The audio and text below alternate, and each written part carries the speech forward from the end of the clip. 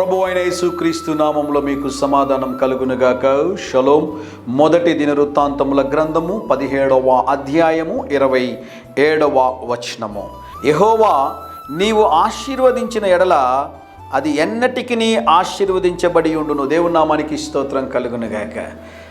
అనేక సార్లు మనము ఈరోజు గమనించినట్లయితే ప్రభుత్వాలు వచ్చినప్పుడు, కొత్త ప్రభుత్వాలు కొన్ని ఉద్యోగాలు ఇస్తూ ఉంటారు.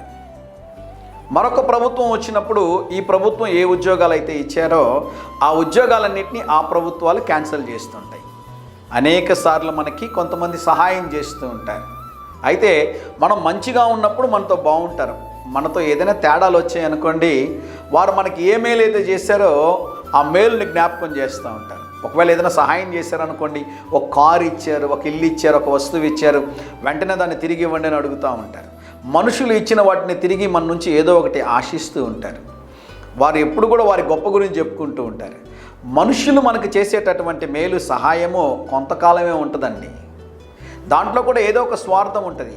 అయితే దేవుడు నిన్ను ఆశీర్వదించాడు అంటే అది ఎన్నటెన్నటికీ ఆశీర్వాదకరముగా ఉంటుంది. దేవుని నామానికి స్తోత్రం కలుగునుగాక.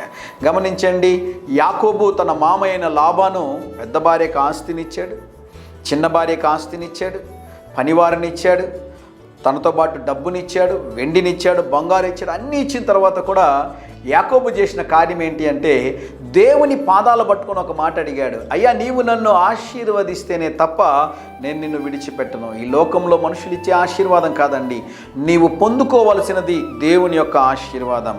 యెహోవా ఆశీర్వాదం ఐశ్వర్యం ఇచ్చును, నరుల కష్టము చేత ఆ ఆశీర్వాదం అధికము కాదని బైబిల్లో రాయబడింది.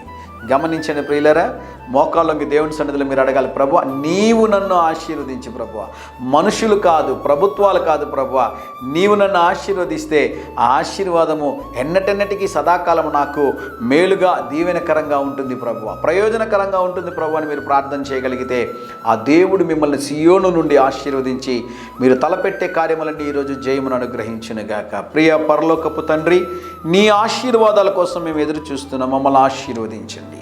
ముందున్న సమయం దీవెనకరంగా చేయమని, మా ప్రియులు ఈరోజు తలపెట్టే కార్యములో ఒక అద్భుతము చేయమని యేసు నామములో ప్రార్థిస్తున్నాము తండ్రి. Amen, amen.